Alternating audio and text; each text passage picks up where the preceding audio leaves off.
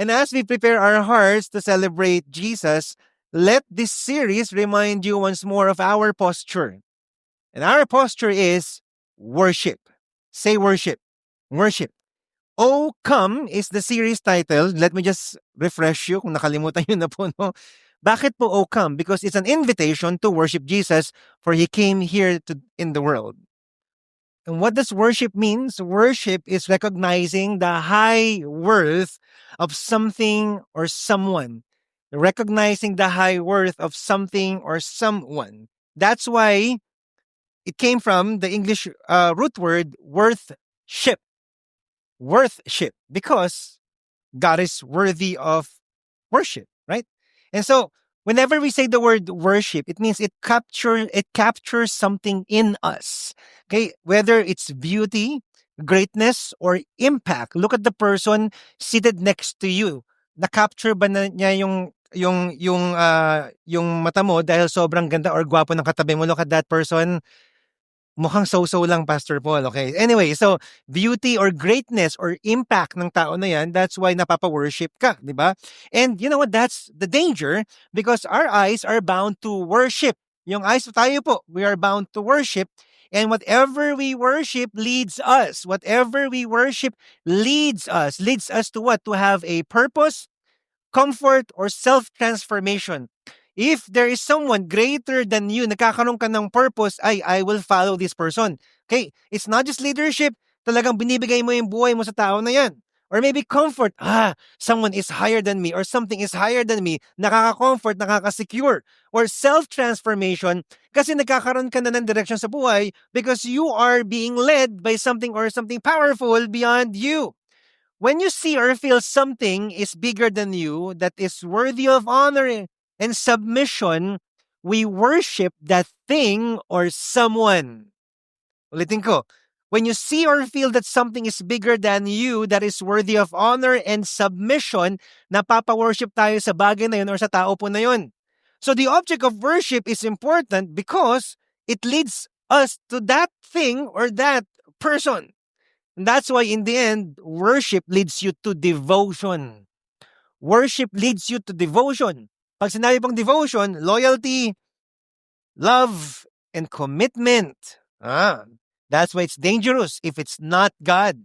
Because other than God, nothing or no one is eternally powerful. Eternally powerful. Lahat po tayo may hangganan. And if you put your trust or worship on that thing or someone that is not eternal, you will be frustrated. And who are those things or who are those people?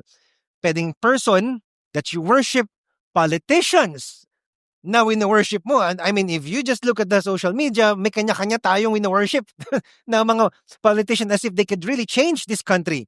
Money, fame, reputation, properties, false gods, false religions, or ourselves. We can worship ourselves. And that is dangerous because how many of you here believe that these things could fail us? Raise your hands. Yes, of course. I mean, pandemic told us that money cannot save us, right? So you cannot worship these things. So O Come is an invitation to the one true God.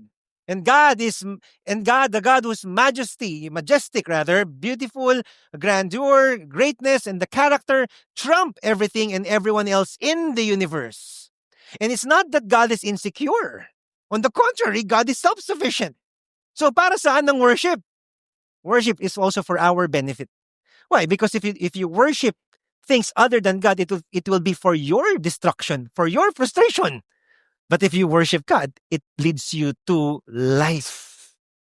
So how do you know that? And you know what happens? It leads us closer and closer to the one that you worship. And I pray that it is God. So, as we celebrate Christmas, let's worship God. Pakasabi sa katabi mo, let's worship God. And so if worship leads to devotion, sabi ko kanina, anong itsura nun ngayon sa buhay natin? We will look at in the Bible of one of the most famous Christmas stories ever told. We shall see how worship really leads to devotion. It's the story of the 3 wise men. Let's all stand as we read God's word. Medyo mahaba po siya, but this is the reason why we came here. to study the Word of God and listen to the Word of God. Matthew chapter 2, verse 1 to 12. And before I read my physical Bible, two things. Number one, if you haven't bought a Bible, a physical Bible, please buy one. Baka sabi nga sa katabi mo, ililibre kita ng Bible. Alright? If you don't have a physical Bible, it's okay. You can browse through your phone. But that's my second thing. You are in a sacred space. Everywhere God is sacred. You talk to God, that's sacred. So we devote our time to God as a sign of worship. So I ask you and I implore you to put your phones on airplane mode because the most important word that you need to hear today is the word of God. The most important word in the universe is God's word. Anyway, we are just here for how many minutes? Like 4 hours. Anyway, so joke lang po, 30 minutes. Let's read. Matthew chapter 2, verse 1 to 12, it says here, Now after Jesus was born in Bethlehem of Judea in the days of Herod the king, behold, wise men from the east came to Jerusalem, saying, Where is he who has been born King of the Jews? For we saw his star when it rose and have come to worship him. When Herod the king heard this, he was troubled, and all Jerusalem with him.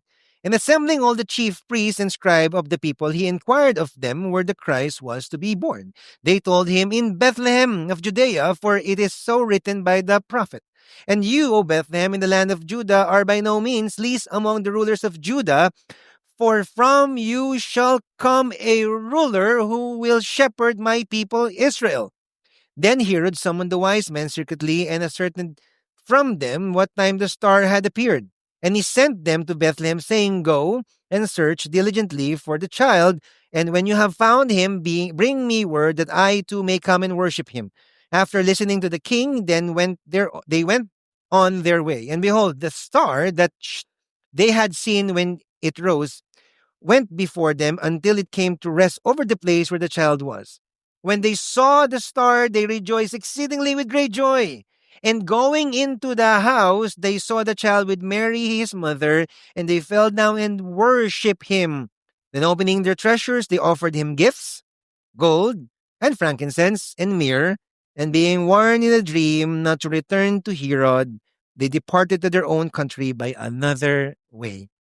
Lord, bless the preaching of your word. Thank you for your word. We honor your word. In Jesus' name, amen. You may now take your seats. Pakisabi po sa katabi mo, Cinema 4 and Cinema 3, pakisabi nga sa kanya, Advance Merry Christmas. Malapit na po.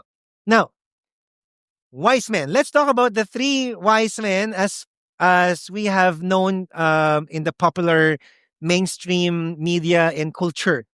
First things first, okay? Let's go back to the Bible. They were not three kings. Hindi po sila tatlong hari. Wala po sa Bible nun. And they were definitely not three wise men. Wala po kayong mababasa ng three wise men. Marami po siguro sila. And just because they gave three gifts doesn't mean they're three. Marami po sila siguro. I believe so. They didn't see Jesus on the manger. Like nakikita niyo po sa nativity, may three wise men po doon sa nativity. Hindi po, kasi during this time, nasa bahay na po si Mary tsaka si Joseph. So, pangbasag lang po ng trip. Nasa Bible po kasi talaga yan. Anyway, they came from the east, probably Persia or Mesopotamia, modern-day Iran and Iraq. They studied the stars. They were astrologers. They were elite men of wisdom. Sobrang wise po, sobrang talino. How many of you merong katabing mukhang napakatalino? Look at that person. Okay? Wala nagtinginan, no? Wala. Hindi ito, pastor, hindi ito. Okay, so, now, my question is, how did they know about Jesus Christ? Well, the Jews, or yung mga Hudyo po, they were living in that area since the Babylonian Empire. Super quick po history.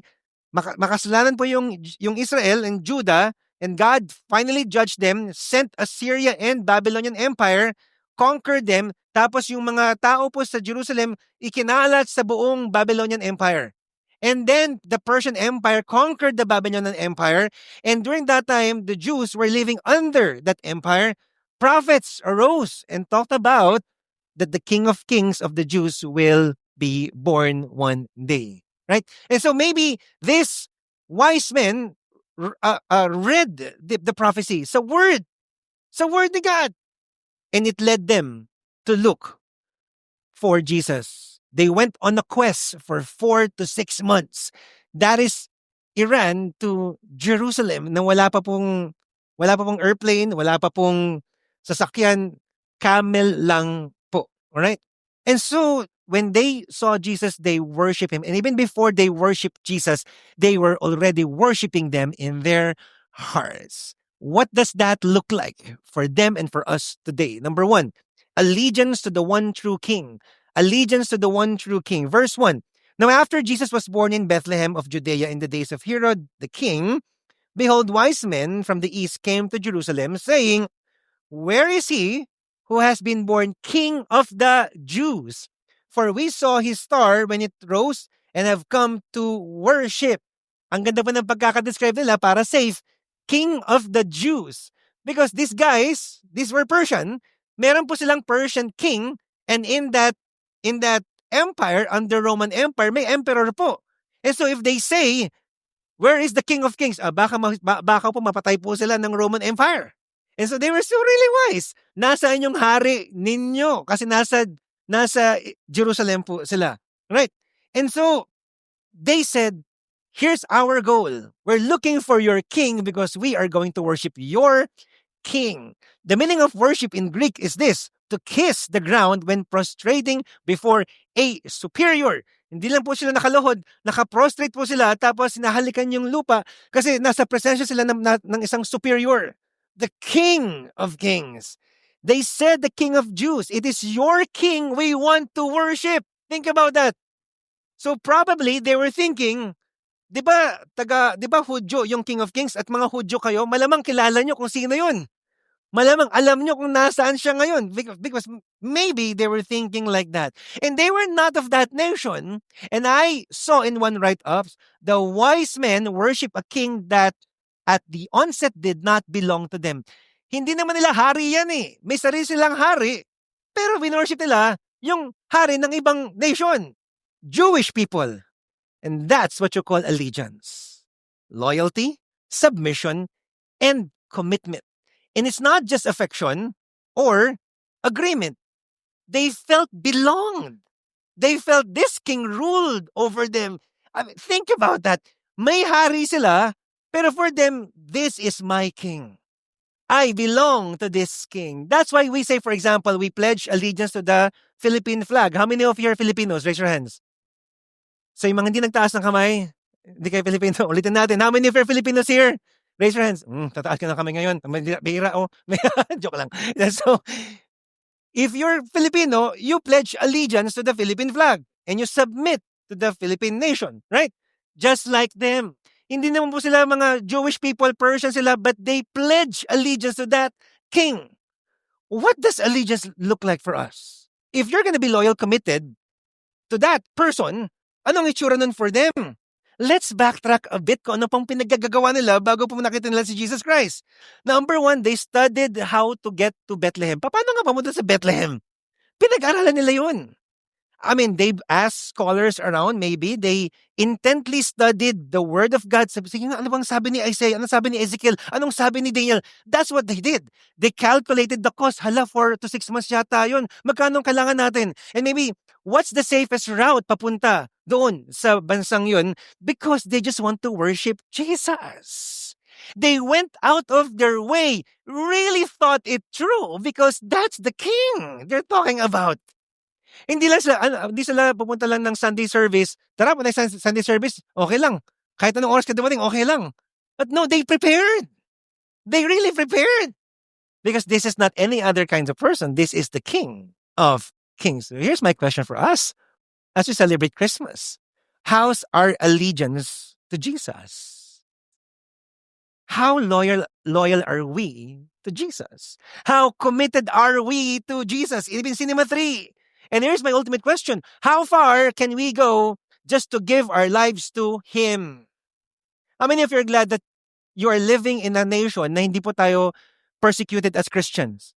Because in other nation, like in Africa, some nation in Africa, they're persecuted there, they're being killed there. But we are not. And when we are comfortable, sometimes it's easy to be self-centered or self-entitled. Sometimes nga pag sinabi ng God save me, If you really don't understand that, parang self-entitled, Lord, sinave mo ko, i-bless mo ko. Pwede tayong maging ganun, which is dangerous, right? Okay, so it's just a privilege why we are saved. But nonetheless, kamusta tayo kay God ngayon? How does that look like in our schedules? Is God there in our schedules? In our activities? In our decision makings? Is Jesus there? In our money, how we spend money? Pagdating ng 12-12, ay ito na naman. 12-12 na. Ministry, time with God, everything that we do reflects our allegiance to Him. So this story should give us a reflection or evaluation. Kamusta ba ako kay God? Kamusta si God? Sa buhay ko talaga. Siya ba talagang number one? Because this talks about lordship. This is not to condemn you, but to remind all of us, or maybe shake some of us here, that Jesus is number one in our lives. Jesus gave Himself to us first before we gave ourselves to Him. Second, anong itsura ng worship is a devotion? Adored the King. Verse 10, when they saw the star, they rejoiced exceedingly with great joy. And going into the house, they saw the child with Mary, his mother, and they fell down and worshipped Him. Then opening their treasures, they offered Him gifts, gold and frankincense and myrrh. Now, how many of you here, you love receiving gifts? Raise your hands. Yeah. Again, yung iba, hindi talaga magkataas ng kamay, no? Okay, okay lang. Ganyan mga Filipino eh. Okay lang po yan. Ulitin ko. How many of you, 17 years of doing this preaching, pag nagpataas ako ng kamay, 3 lang nagataas lang ng kamay. Okay. I remember, total Christmas naman, pagbigyan nyo na ako. I preach one time sa LA. American church, mga puti. Wow, the whites. Wow. Parang maya't maya, come on, come on. Ganun talaga ka-expressive pag nagpataas ako ng kamay. Okay kayo, guys. Anyway, so ulitin natin ulit ha. How many of you love receiving gifts? Ay, what? Cinematry. Narinig ko kayo. Okay, so, all gifts are given because they were thought of. So guys, kahit ano pong regalong ma-receive nyo this Christmas, please be grateful. Pagkasabi nga sa academy, please be grateful. Aba, minsan kasi nakatanggap ka lagi, mug na naman, bimpo na naman, ano ba? Hindi, pang high school. Nung high school tayo, di ba? Ano ba? Puro na lang bimpo, napakarami ko ng bimpo from grade 1 to grade 6. Tapos pagdating ng high school, yung pa rin ba? Mugs na naman, di ba? Nagbabago lang yung itsura ng mugs. Okay, so, but please be grateful. Now, kung magbibigay ka ng mugs, okay lang po yan. Alright? Tsaka bimpo, okay lang po. I mean, you've thought of that. But how many of you will be super glad if your gift was thoroughly thought of? Di ba? For example, ay talaga, iPhone 18? Wow! Wala pa sa market, meron na. Di ba? Tapos, talaga kotse? Or maybe you really need a laptop, tapos binigay sa'yo, eto, tada, okay, tapos, or maybe nakikita ko lagi sa social media, pag PS5 binibigay sa lalaki, pa nagwawala yung mga lalaki, PS5! Parang, you really feel honored because you were thought of. Lalo yung mga bata, di ba 1 year yan magkasabi, Mommy, Daddy, o sa mga tito tsaka mga ninang. Tapos pagdating ng December, pag bukas, no? Ang wait lang, di ba? Yung iba, nonchalant ko nga rin, pero thank you, Jesus, di ba? Because someone thought of you. Someone thought of you. You feel honored. Some of you single, biglang pag ganyan, asawa. Wow. So anyway, so, come on, Dane. Okay, so, So, malapit na. Okay, so, in the song, "Oh Come All You Faithful," 3 times sinabi po doon, let us adore Him. 3 times. Now, the writer of that song could have been a theologian because he understood the principle of repetition. Because that's the point of "Oh Come," to really adore, the point of worship.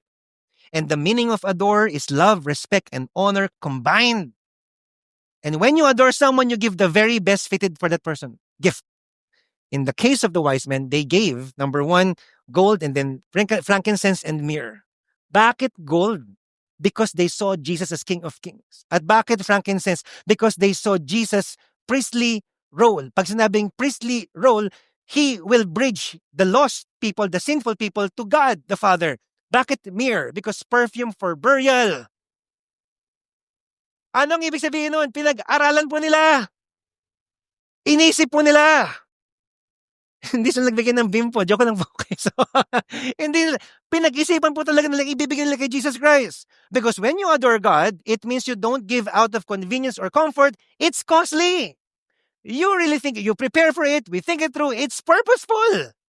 The gifts that the wise men gave, by the way, were not just ordinary gifts or leftovers.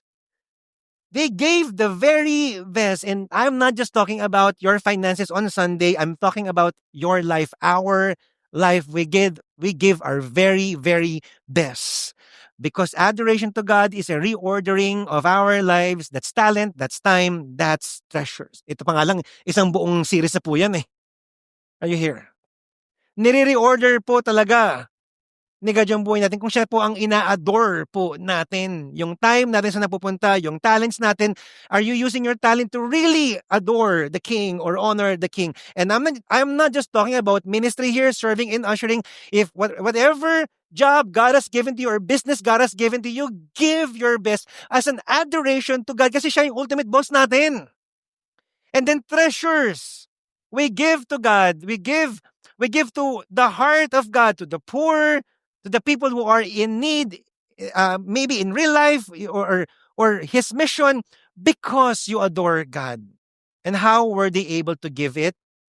They understood the word. Pinag-aralan nila, ito yung Messiah. Guys, can you imagine that? They took time to study it. Ito pala yun, mamamatay pala yung Messiah, pero mare-resurrect din pala siya. Ito pala yun, he will be a priest. And they needed to study kung ano yung Jewish priest kasi Persian po yung culture nila. They had to study thousands of years of biblical scholarly works so they could just adore the king. Here's my question for all of us here. How much do we adore our king right now? Do we give him our leftovers? Do we just give him out of convenience? Do we think out of convenience yung para sa convenience na lang po natin na susunod, yung comfort natin, or may cost pa din ang pagiging Kristiyano? Are you here? My mentor said, quality time is quantity time. How many of you are married here once more?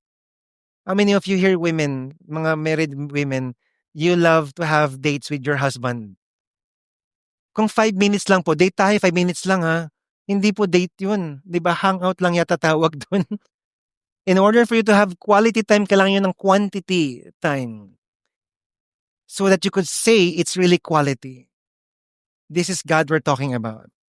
We spend quality time with His Word, we will get to know Him. And when we know Him, we can adore Him better. Because He deserves that. Lastly, as I end, answered ultimately to the one true King.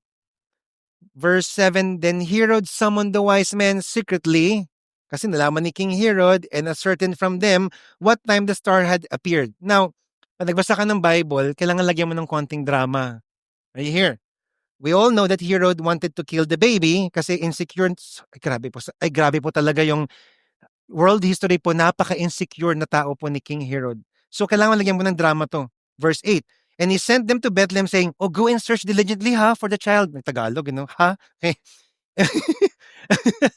And when you have found him, bring me word so that I too may come and worship him, ganun. So, yung mga 3 wise men naman, hindi nila alam kung anong intention ni King Herod. Sige po, okay? Because they're coming there as diplomats. They from Persia, dapat diplomatic sila. Pero, anong ginawa ng mga wise men? And being warned in a dream not to return to Herod, they departed to their own country by another way. They were warned. Hindi totoo yan. Deceiver yung si Herod. He will kill Jesus. They didn't go back to Herod despite despite risking diplomatic ties. Baka mag-away ang Jerusalem tsaka Persia. Well, during that time, napakalakas ng Persia pala, no? Wala rin, talo rin sila talaga. But they were under Rome, so meron silang alliance. But nonetheless, they were risking a diplomatic ties. Hindi man lang binalikan yung hari, di ba? Because they understood Christ's purpose, He will save the world. And so they did their part in the story of Jesus. And one thing is for sure, they didn't know Herod's intention first, but for them, after hearing from God, I would rather obey God than men. I would rather put God first than please men. And therefore, ultimately, we answer to God. we answer to God. Whether you are a student, how many of you are students here? Students, former students. Yes, dami. Single professional, parents, businessmen, politicians, whoever, we will all face a decision in life. And in that crossroad, are we going to put God first or please men or become men pleasers? Because all decisions have implications. The wise men deemed wise to obey God and not men. And that's why we pause and pray. Baka sabi nga sa katabi mo ng may sobrang passion, 3 Ps, please pause and pray. Come on. Baka sabi sa kanya, please pause and pray. Whatever decision you will ever make in your life, whatever decision you will do next year, how many of you here, Cinema 3 and Cinema 4, marami kayong decisions na gagawin next year? Raise your hands. Lord, sinong papakasalan ko? Ito na ba, Lord, ka talaga? Please pause and pray before you make that decision, because in the end, we answer to God, not to our feelings, not to the men, not to our family members, but to God. In the end, they were truly wise men. And as I've said earlier, worship leads to devotion, and that's it. That's the meaning of worship leads to devotion. It leads to allegiance, adoration, and answerability. These are the elements of devotion. Deboto sa Tagalog. Deboto. Allegiance, adoration, and answerability. Worship leads to devotion. And this is how we show it to Jesus. Interestingly, contrast to Herod, chief priest, and the people in all Jerusalem, and the religious people at that time, this is how they reacted when they saw the wise men and heard that the intention of the wise men was to worship Jesus. Verse 3, when Herod the king heard this, he was troubled. And all Jerusalem with him, they were troubled. They were anxious. Nagimbal silang lahat. We may not be like the religious people of that time. Pero we could also be troubled when Christmas comes. Let's go back to the religious leaders first, kay Herod, tsaka yung all of Jerusalem.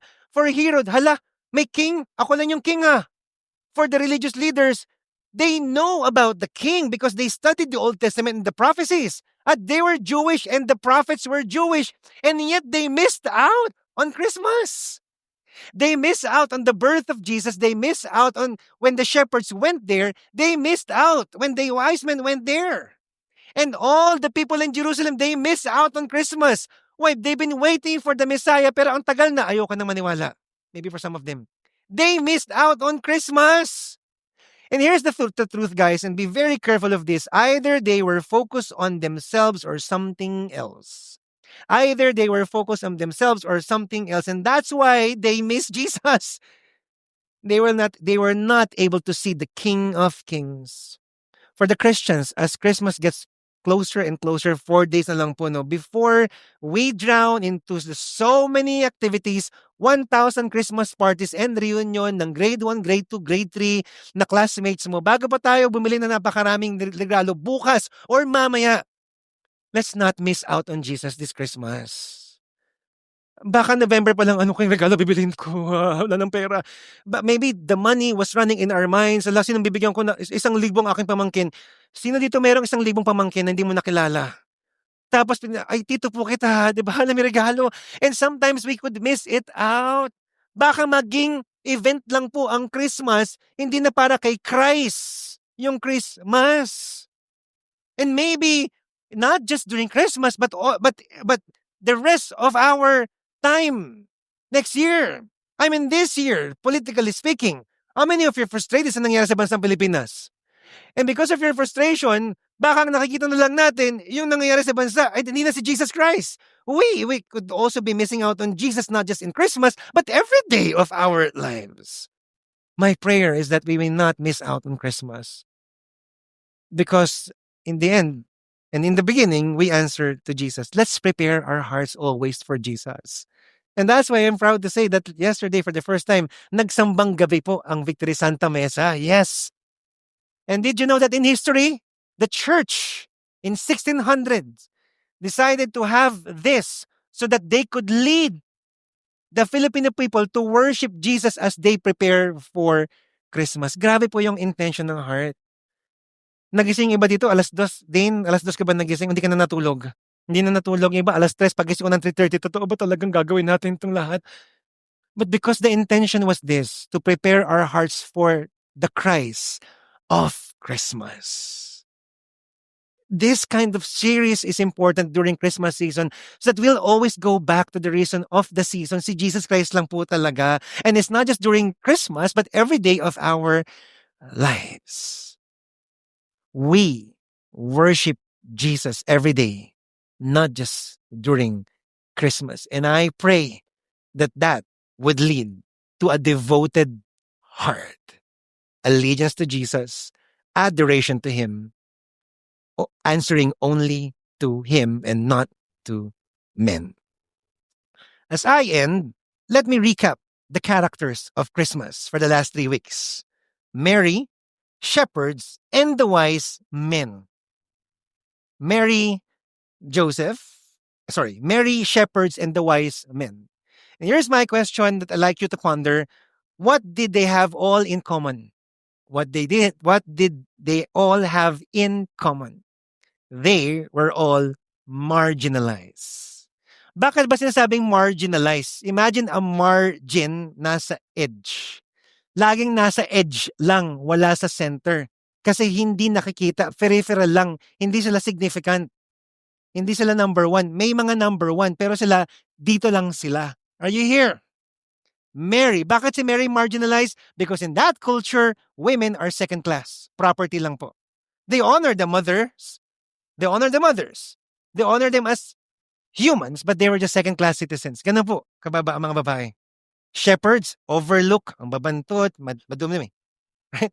Magi's, the wise men, they were outsiders, Gentile. And in that culture, they look down upon Gentiles. Kami lang mariligtas, sabi ng mga Hudyo, kayo, Gentiles, dyan lang kayo. They were not just Gentiles, they were astrologers. And in the Old Testament, they were evil people in that mindset. Can you imagine? Talagang ang baba ng tingin nila sa mga taong to. But think about it. They were highlighted when Jesus Christ came down here on earth. And we've been talking about them since the beginning of Christianity. Mary, shepherds, magi's. And then you add the author of Matthew himself, who was a tax collector. Tax collector. All of them had in common. Kasi yung tax collector are sinful in their eyes. Diyan ka lang, makasalanan ka, traitor ka. They were less significant, less important, undervalued. For that culture, for you to get closer to God, dapat gumawa ka ng kabutihan. Dapat religious ka. Dapat gawin mo lahat ang 600 laws natin. If not, diyan ka lang. But you know, it's not true. No one comes to God. No one comes close to God because you are good. Because you are good, because you are religious, because you feel so spiritual. You can only come to God because of Jesus Christ. That's why He came down here on earth. He dwelt among humans, suffered with us, and died like a criminal death.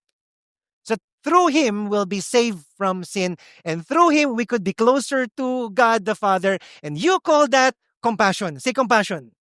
And that's the point of Christmas. Christmas is our King who comes to us. Christmas is our King who comes to us. That's why Matthew concluded after Jesus saw Him and invited to follow Him. Matthew 9:36, when He saw the crowds, He had compassion for them because they were harassed and helpless like sheep without shepherd. Matthew felt that compassion. Bakit? Ang baba ng tingin ng tao sa kanya, makasalanan ka, wag kang sumama sa amin. And for the very first time, a holy person came to Him and said, "Come follow me." Hindi lang kitang pinapatawad, I'm making you my disciple. And for the very first time, He felt compassion. And that compassion led Him to devotion. Wrote the book of Matthew, proved to the Jewish audience that Jesus is King, and He loves the Gentiles, Mary and shepherd. He died as a martyr for the sake of Christ. And that's what happened to Mary, shepherds, and the wise men. They have encountered God. They have encountered His compassion, and they worship Him. And when you see their lives, nagkaroon ng 180-degree turn. Worship led them to devotion. As I end, and as we celebrate Christmas, Christmas is the story of Jesus, our King, coming to us, inviting us to come and worship Him. Pastor Paul, I'm not qualified. Then you are qualified for His grace. Pastor Paul, I am a sinner. It's okay. You're qualified because of His grace. Pastor Paul, hindi mo alam yung offense na ginawa ko kay God for so many years. The criminal in his left side during the cross went to paradise with Him. Peter denied Jesus Christ, forgave Peter because that's Jesus. He's so compassionate. You are invited to come and sing the adoration that belongs to Jesus Christ. May our focus be Jesus Christ forever and ever. May our hearts be as ever focused as you could have by His grace. So that every day of our lives, madidevote po natin yung time, yung schedule, activities, decisions natin, yung pera natin, yung relationships natin, kay Jesus lang po. He gave His best, the least we could do, and the best that we could do is to offer our lives as living sacrifice, holy and acceptable. This is our spiritual act of worship. May we always remember to worship Jesus, regardless of the busyness of the season or whatever is happening in our lives. And with that, may we have the merriest Christmas ever in our lives. Let's all stand right now.